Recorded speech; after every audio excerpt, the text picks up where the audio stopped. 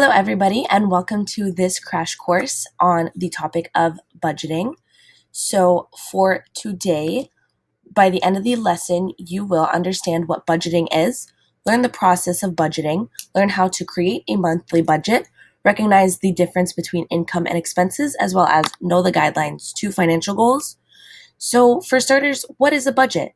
So, it is a financial plan for a set amount of time. So, for example, it could be a month, a year, a week, maybe, whatever you decide.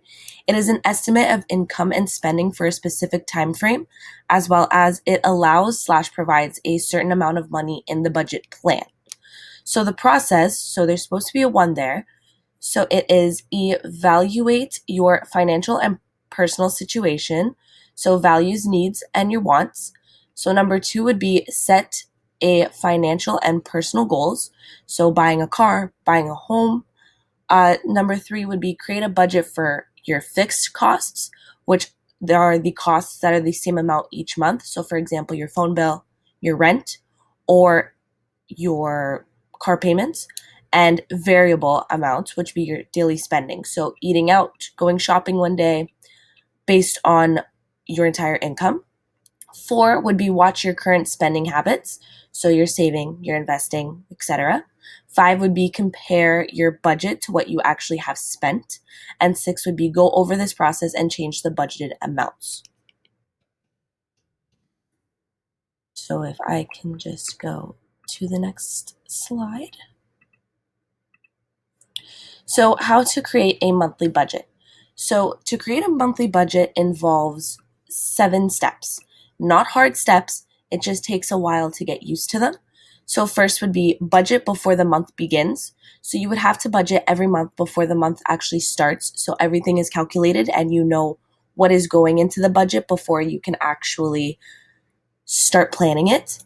So number 2 would be identify your monthly income. So it is what you make in a month.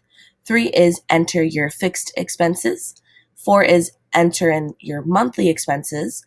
5 would be specific on each month.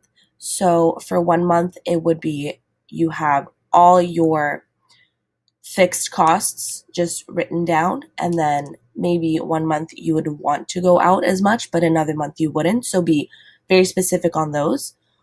Number 6 would be budget money goals. So you would have to basically have a goal with your money. So say I made $5,000 in 1 month, so I want to make a little bit more, or I want to save half of that. So that would be your money goals. And number 7 would always use a zero-based budget, which is all expenses are accounted for in each new period, starting at 0 for the baseline. So basically what that means is you would want at the end to have some money set aside to put in your savings account, although you would always want to start at 0.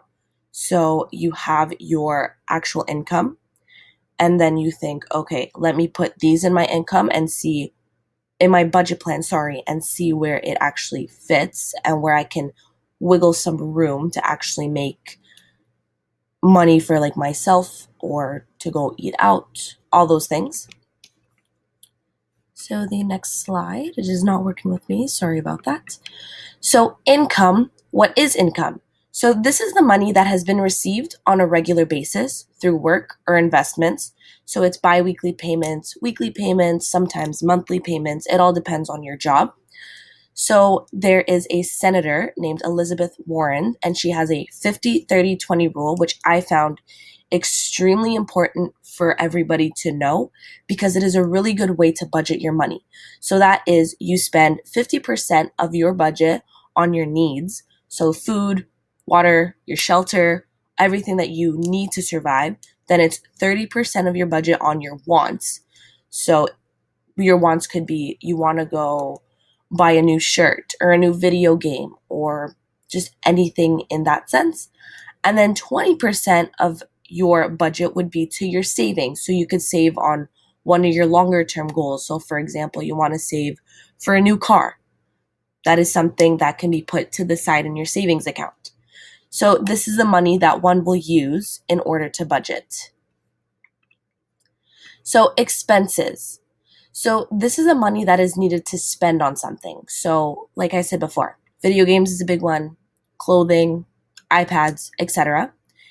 It is also things that are needed to be paid monthly. For example, your rent, your phone bill. So it's basically everything that you have to pay for in the long run.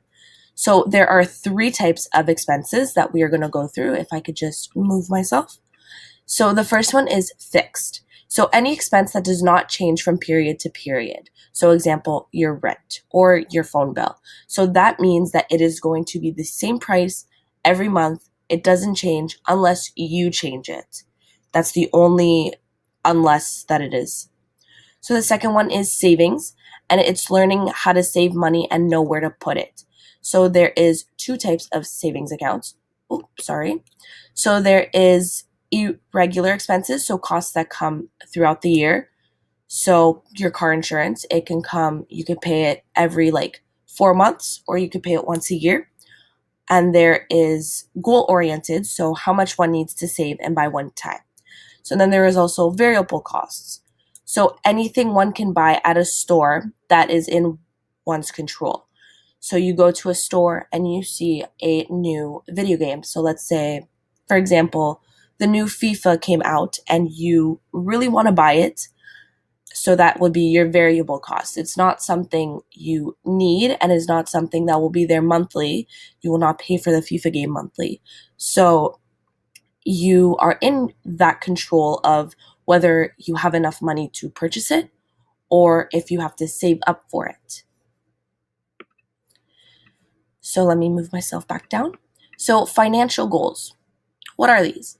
So these are goals that are personal, big picture targets that a person will set for how they save and spend their money.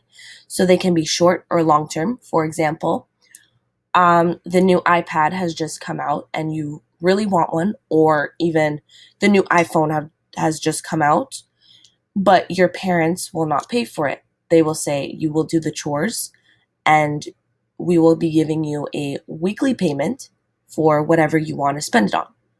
So your short term can be you want the FIFA game, but your long term goal can be okay, so I know I'm going to be 16 soon.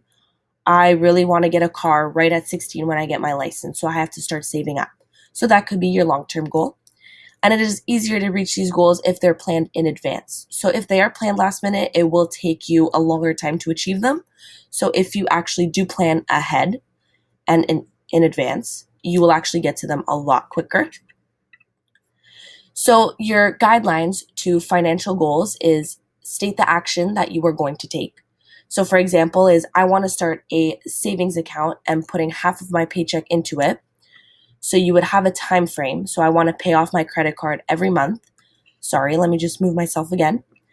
The third one would be specific. So I want to save $100 in 1 month. Because if you are more wishy-washy on it, you will never really get to that goal as quick as possible. And then be realistic. So a student without a job, for example, or doesn't get paid for their chores, will have a harder time to save their money for that iPad, for that game, than, for example, a student that walks dogs or a student that babysits, someone who actually has a job.